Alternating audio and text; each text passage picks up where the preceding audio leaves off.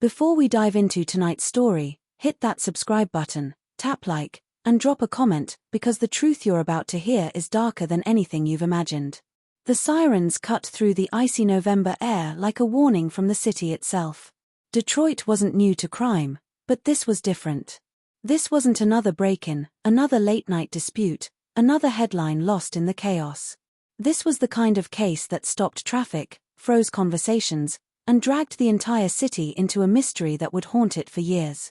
At 5:42 a.m., Officer Lena Hart stepped out of her cruiser and immediately felt the weight of the scene press against her lungs.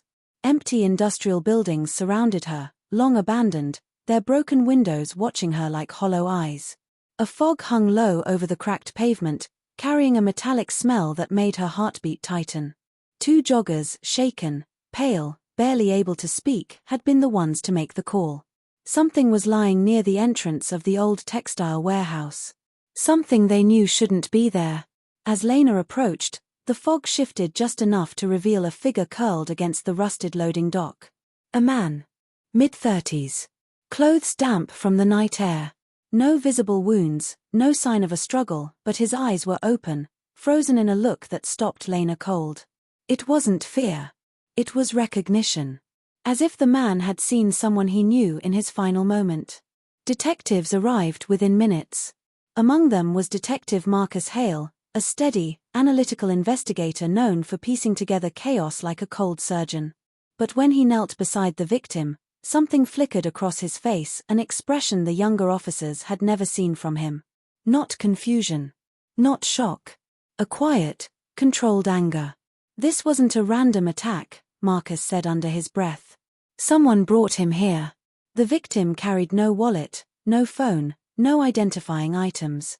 But tucked in his jacket pocket, barely noticeable, was a folded slip of paper. A single name scribbled on it, Avery Quinn. Not the victim's name. Not anyone the officers recognized. Just one name. And one more detail Marcus couldn't ignore: on the victim's wrist, just beneath the cuff, was a faint imprint. Like the outline of a bracelet that had been removed. A bracelet that looked eerily familiar. By sunrise, the area was taped off, and the media had already gathered. Rumors spread quickly through the neighborhoods. Some said the victim was a missing banker, others whispered about gang ties or secret dealings. But none of that was confirmed. Truth was, the department had nothing. No ID. No witnesses. No timeline. Just a dead man and a handwritten name. Across the city, in a quiet suburban neighborhood, 31-year-old Avery Quinn was waking up to a morning she would remember for the rest of her life. Her kitchen window overlooked a peaceful yard where her dog chased birds and sunlight warmed the grass. On any other day, the routine felt comforting. But not today. Today she woke with the kind of anxiety that sits on the chest before the brain even understands why. She didn't know her life was about to split in two, the life before the call, and the life after. At 7:03 a.m., her phone rang. Unknown number. She hesitated before answering. Ms. Avery Quinn, a voice asked. Yes, who's this? This is Detective Marcus Hale with the Detroit Police Department. I need to speak with you about a case we're investigating. We found something with your name on it. Avery froze. Her fingers tightened around the phone. My name? On what? There was a pause. Careful. Calculated. On a man who was found early this morning. She sat down slowly, her breath catching in her throat. Marcus didn't offer details, not yet, not over the phone, but even through the line she could feel the weight of what he wasn't saying. Avery agreed to meet at the precinct within the hour. She hung up, heart beating too loudly in her ears, and tried to steady her hands long enough to grab her coat. But as she reached for the doorknob, she noticed something. Her front porch light was on. She never left it on. And on the wooden steps, placed neatly like a delivered package, was a small object wrapped in brown paper. Avery stepped outside cautiously. The morning air carried an unsettling chill, and the neighborhood felt strangely quiet, as if the world was holding its breath. She picked up the package. No name. No return address. No note. She unfolded the paper slowly, and for a moment, everything in her body stopped. Inside was a bracelet. Silver. Simple. The same kind her older brother, Ethan, used to wear years ago before they lost contact, before he disappeared from her life without a trace. Avery dropped the bracelet instinctively, her heartbeat hammering. She backed away like it might burn her palms. It couldn't be his. He'd been gone for 6 years. And nobody knew where he was. Back at the precinct, Detective Hale reviewed the early findings. Forensics had only begun their examination, but one detail stood out: the victim had no fingerprints on record. No matches nationwide. As though he'd never existed in any official system. And yet, that bracelet imprint. That name. Someone wanted the police to look at Avery. Someone wanted her involved. When Avery arrived, she looked shaken but composed, hands clasped tightly, lips pressed into a thin line. Marcus noticed she kept glancing over her shoulder, as if expecting someone to follow her inside. He started gently. "Ms. Quinn, do you recognize this man?" A photo slid across the table. Avery stared at it, her eyes narrowing. "No. I've never seen him," she whispered. Marcus watched her closely. She wasn't lying. Her reaction was too raw, too immediate. "Do you know anyone who might want your name connected to a crime scene?" Avery breathed unsteadily. "Detective, someone left something at my house this morning." Marcus leaned in. "What did they leave?" She hesitated too long. "A bracelet. One that looks exactly like the kind my missing brother used to wear." That got Marcus's attention. "Hard. Missing? As in, officially?" "No. He wasn't declared missing. He left willingly, or at least, that's what we thought." Avery's voice cracked slightly. "We haven't spoken in years." Marcus considered the possibility. The imprint on the victim's wrist. The bracelet on Avery's porch. The name in the pocket. It wasn't a coincidence. Someone was weaving Avery directly into the case. "Ms. Quinn," he asked carefully, "why would someone want to link this man to you or your brother?" Avery swallowed hard. "I don't know. But, Detective, something else happened last week." Marcus's brow tightened. "What happened?" She lowered her voice to barely a whisper. "I got an email. No sender name. No signature. Just 3 words. He's still alive." Marcus's heart dropped into his stomach. "Did the email mention who he is?" "No. But I knew. I knew it meant Ethan." Marcus stood up, running a hand across his jaw. The fog around the case wasn't lifting, it was getting thicker. A dead man. A missing brother. A planted bracelet. A cryptic email. Whoever was behind this wasn't hiding the trail. They were building it. And they wanted Avery to follow it. At 6:14 p.m., just as daylight slipped behind the skyline, another call hit Marcus's desk. The forensic team had completed their first sweep of the victim's clothing. Inside the lining of his jacket, hidden beneath a stitched seam, they found something nobody expected. A tiny SIM card. And on it, a single video file timestamped 3 days earlier. Marcus opened the file. The screen flickered. A dim room. A man tied to a chair. His face bruised, but his voice steady. "I don't have much time," he said. "If someone finds this, tell Avery I'm sorry. Tell her I never meant for any of this." Marcus's eyes widened. The man in the video wasn't the victim found near the warehouse. It was someone else. Someone alive. Someone who looked exactly like Ethan Quinn. The final frame glitched violently and then the video cut to black. Marcus froze where he stood. Avery's brother had sent a message. And now, he was missing again. But this time, someone was playing a very dangerous game. And the body they found that morning was only the beginning. The precinct lights hummed faintly as Detective Marcus Hale replayed the video for the 5th time. Each frame felt like a punch to the chest. Ethan Quinn, missing for 6 years, presumed voluntarily estranged, was alive in that recording. Alive, and in danger. Yet the man found dead near the warehouse wasn't Ethan.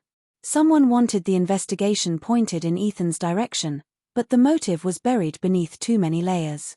Marcus exhaled sharply and stood. "Get digital forensics to pull everything off that SIM card.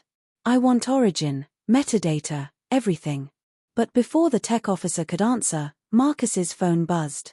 Blocked number. He hesitated only a second. Hail. A voice came through, distorted, mechanized, impossible to identify. Detective, you're already too late. Marcus tensed. Who is this?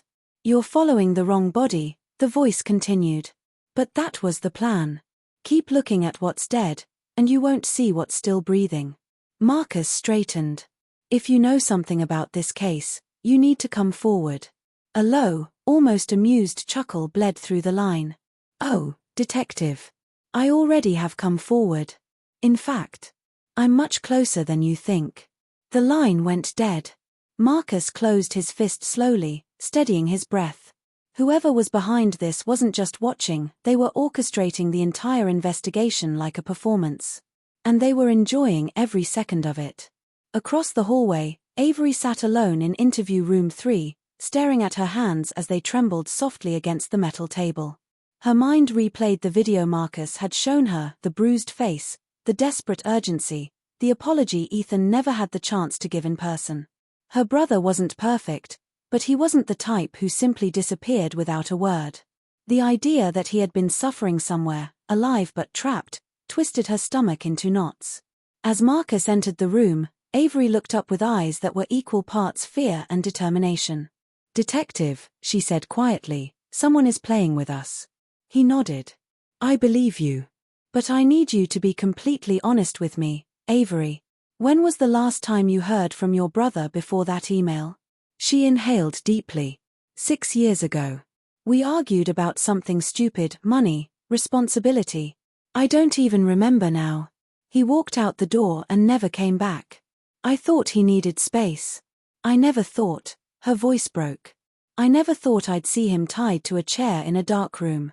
Marcus softened. You're not responsible for whatever he got mixed up in.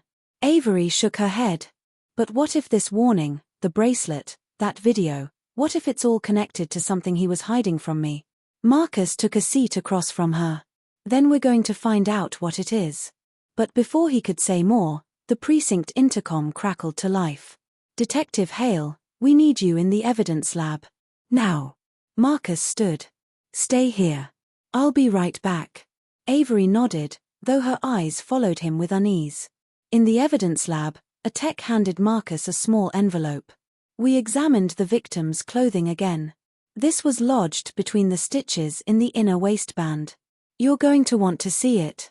Marcus opened the envelope and found a second slip of paper. Smaller than the first. Almost the size of a fortune cookie note. But this one contained only 3 numbers. 1714. Pier 32. Tonight. Marcus's blood ran cold. A meeting time. A location. Or a warning. The tech added, that note wasn't written in pen. It was printed on a label maker, the cheap kind you buy at hardware stores. Meaning the killer wasn't improvising. They were planning. Marcus clenched the paper thoughtfully. Get units ready to monitor every exit out of Pier 32, but no lights, no sirens. This is a trap. He didn't say the rest aloud. And he intended to walk right into it. At 5:34 p.m., Marcus escorted Avery from the precinct to an unmarked police car. She didn't know where he was taking her, only that tension had settled into his shoulders like iron. Detective, where are we going? She asked as the car pulled onto the highway. There's a location connected to the case. You're not safe at home until we understand what's happening. Avery swallowed hard. Are you expecting someone there? Marcus hesitated. I'm expecting someone everywhere. Avery turned her gaze to the window, watching the city blur past factories, traffic lights, old brick buildings with boarded windows. All of it looked different now. Darker. Sharper. Like something was following them. Pier 32 sat at the edge of the Detroit River, a stretch of cracked concrete, rusted shipping crates, and a cold wind that cut through the night like glass. The water slapped against the pillars below, echoing off the abandoned loading docks and hollow metal structures. At 17:14 sharp, a foghorn blared from somewhere in the distance. A truck rumbled by. Then silence. Marcus scanned the area carefully. No movement. No shadows. No obvious threat. Just the eerie stillness of a place long forgotten. "Stay behind me," Marcus said quietly as he led Avery deeper into the pier. The sky dimmed to a heavy blue, and the river mist thickened like the air was hiding something. Then Marcus saw it. 20 feet ahead, tied loosely to a railing, was a small black USB drive. Avery gasped softly. "What is that?" Marcus approached cautiously.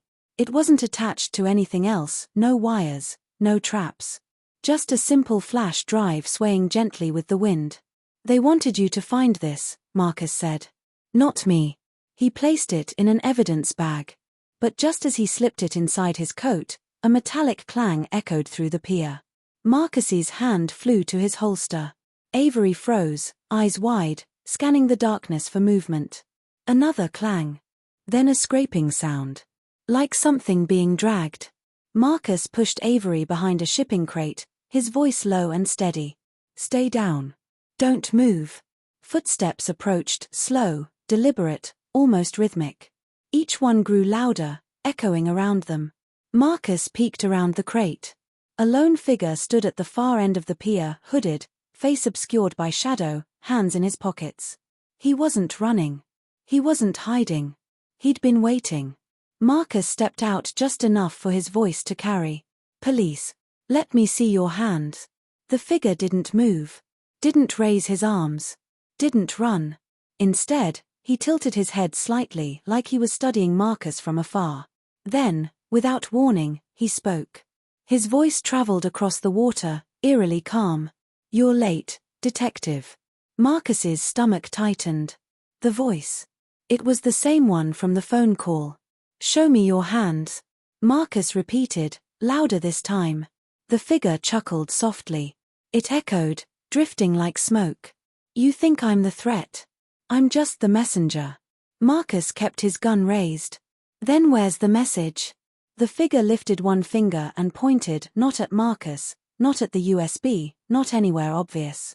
He pointed directly at Avery. A chill shot through her. Marcus stepped forward, shielding her instinctively. "Don't move another inch." But the figure's smile spread beneath the darkness of his hood. "You're protecting the wrong Quinn." Avery's breath caught. "What do you mean?" Marcus barked. The man stepped back toward the edge of the pier. "Tell her the truth, detective. Ask her who she thinks Ethan really was." Avery shook her head vehemently. "No. No, my brother, he wasn't." But the figure cut her off. "Everyone lies, Avery. Especially family." Marcus stepped forward. "Stay where you are." But it was too late. The figure let himself drop backward off the pier, straight into the freezing, black water below. A splash erupted. Then silence. Marcus sprinted to the edge, gun drawn, scanning the water for movement. Ripples spread outward, fading into the river's dark surface. No body. No bubbles. No trace at all. A ghost in plain sight. Behind him, Avery's voice trembled. "Detective, what did he mean? What truth?" Marcus didn't answer immediately, because in his pocket, the USB felt heavier than it should have. He had a sinking suspicion he already knew what was on it. And that whatever they were about to uncover would tear Avery's world apart.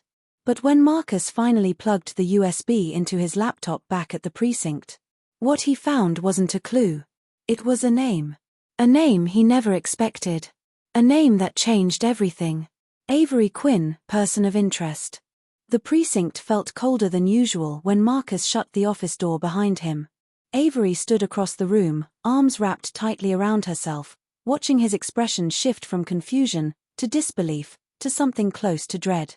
"Detective," she whispered, voice trembling, "what's on that USB?" Marcus turned the screen slightly, not enough for her to see the details, but enough to show the gravity in his eyes. "Avery, your name is all over these files."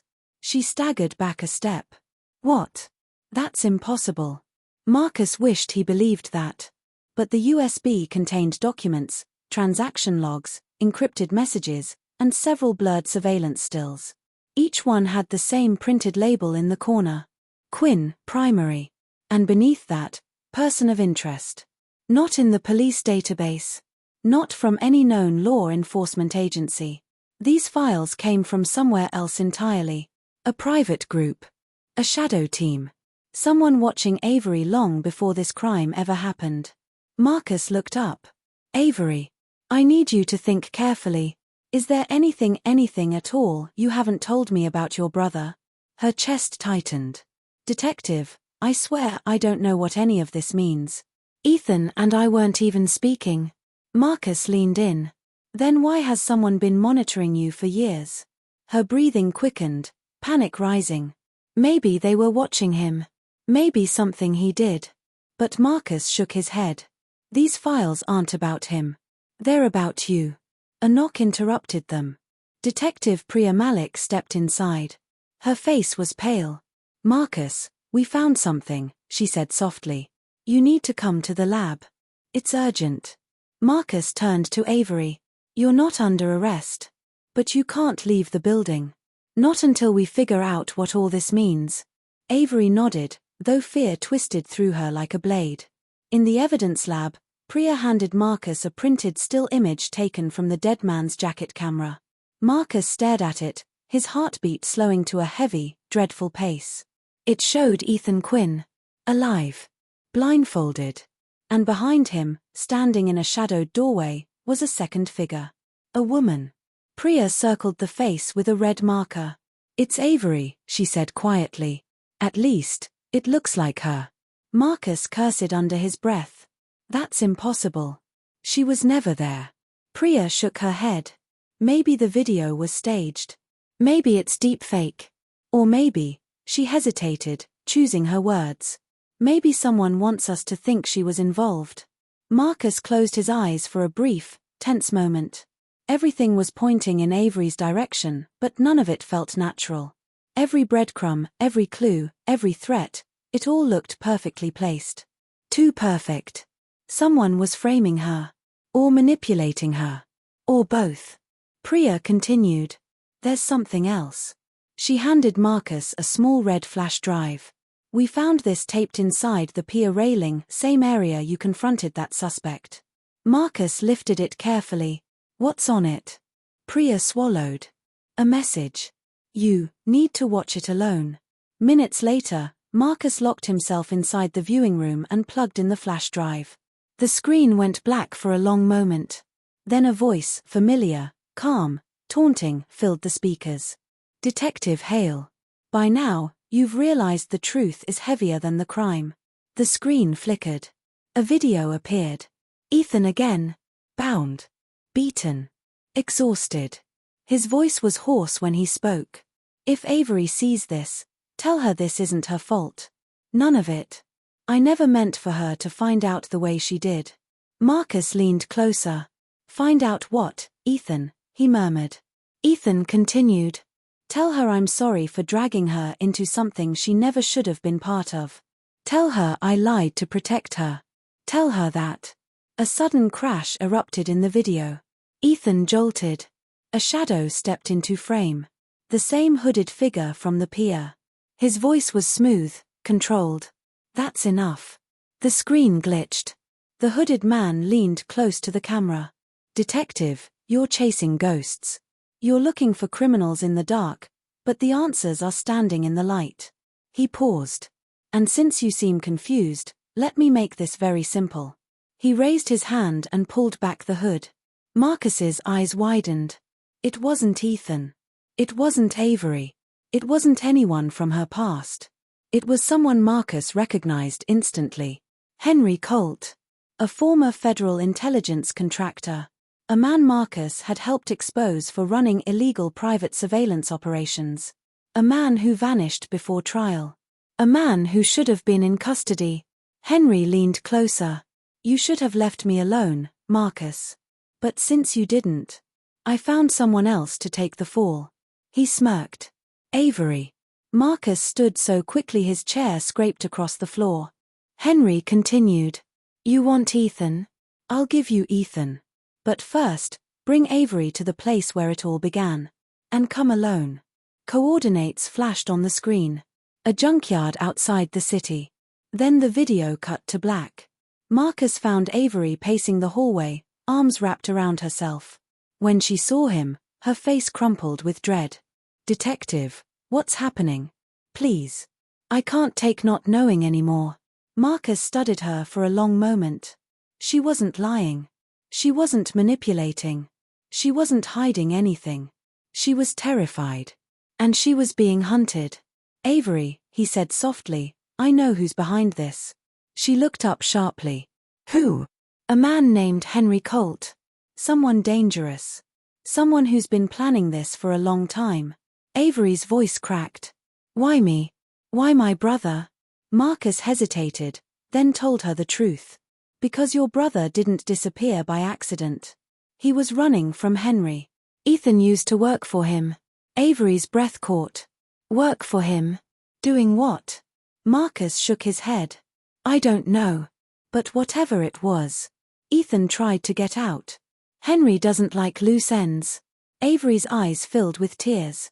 "So he's using me to get to Ethan?" "Yes," Marcus said. "And he wants us both to come to him." Avery wiped her face with trembling hands. "Then let's go." Marcus blinked. "Avery, no. It's too dangerous. I'm not hiding while my brother is out there somewhere. If Henry wants me, then fine. Use me as bait. But we're going." Marcus hesitated, then nodded. The junkyard was a graveyard of metal and shadows, the moon casting jagged silhouettes across twisted hulks of old cars. Wind whistled through broken windows and rusted grates. Marcus held his weapon low but ready. Avery stayed close behind him, hands shaking but eyes steady. She wasn't running. "Not now." A voice echoed from somewhere between the piles of crushed vehicles. "You made it." Henry stepped into view, holding a small remote in one hand. And behind him, bound, gagged, alive, Ethan Quinn. Avery gasped, tears streaming as she stumbled forward. Marcus caught her arm, keeping her behind him. Henry grinned. "You see, detective, I keep my promises." Marcus raised his gun. "Let him go, Colt." Henry clicked the remote. Lights snapped on, revealing cameras. Dozens of them. He was recording everything. "This," Henry said, "is the real story. The fall of the Quinn family. The collapse of an innocent man's reputation. The perfect frame job. And the detective who walked right into it." Avery stepped forward despite Marcus's grip, her voice breaking. "Why us? Why my family?" Henry smiled darkly. "Because your brother stole something from me. Something that could destroy everything I built." He pointed at Ethan. "And he hid it with you, Avery." Avery's eyes widened. "With me? What are you talking about?" Henry raised the remote again. "It's time you remembered." He clicked. A loud beep echoed. A metal trunk beside Avery popped open. Inside was a box. Avery stared at it, confused. "I've never seen that before." Henry smirked. "Haven't you? It's been in your house for years. You never thought to open the locked compartment in your basement, did you?" Avery's face drained of color. Marcus whispered, "Avery, what's in that box?" She shook her head helplessly. "I don't know." Henry laughed softly. "Open it." Marcus raised his gun. "Avery, don't." But she walked toward it anyway, compelled by a truth too heavy to ignore. Her hands trembled as she lifted the box. Inside was a hard drive and a folder labeled Project Wraith. Marcus's stomach dropped. Henry spread his arms. "And there it is. The files your brother stole. Proof of every illegal surveillance operation I ever ran. Enough to take down powerful people." Avery whispered, "Ethan hid this. With me?" Henry nodded. "He trusted you more than anyone." Marcus tightened his grip on his weapon. "Let them go. This is over." Henry shook his head slowly. "No, detective. This is just beginning." He reached into his coat. Marcus fired. One shot. Straight to the shoulder. Henry collapsed. Ethan stumbled as Marcus rushed to untie him. Avery fell into her brother's arms, sobbing, shaking. But Henry wasn't dead. And as police sirens echoed in the distance, he smiled through blood-soaked teeth. "You think you've won," he rasped. This story is bigger than you. Bigger than them. You can't stop it. Marcus glared at him. We already did. Henry laughed weakly. Check the cameras, detective. Marcus turned. Every camera light was blinking red. Streaming. Broadcasting. Henry whispered. The world already saw everything. Ethan was rushed into custody for questioning. Avery clung to him, refusing to leave his side. Marcus stood alone at the edge of the junkyard, watching officers swarm the scene. The box. The files. The confession. All of it was now public. Avery approached him quietly, eyes swollen but grateful. Detective, thank you. For believing me. Marcus nodded. This isn't the end. Those files Henry mentioned, they'll shake a lot of trees. Avery squeezed her brother's hand. So what happens now? Marcus looked toward the flashing lights, the chaos, the unraveling truth. Now, he said softly, the city wakes up. Avery swallowed. And Henry? Marcus exhaled. He won't walk away from this. Not this time. Ethan leaned on his sister, exhausted but alive. Avery held him, trembling with relief. As Marcus walked past the ambulances, his phone buzzed. Unknown number. He answered. A distorted voice whispered. Detective, you stopped the messenger. But not the message. The line went dead. Marcus stared at the screen, heart sinking. Somewhere out there, someone was still watching. Someone who'd seen everything Henry streamed. Someone who wasn't finished. This case was closed. But the story wasn't. And 3 months later, another box arrived at Avery's door. Same brown paper. Same handwriting.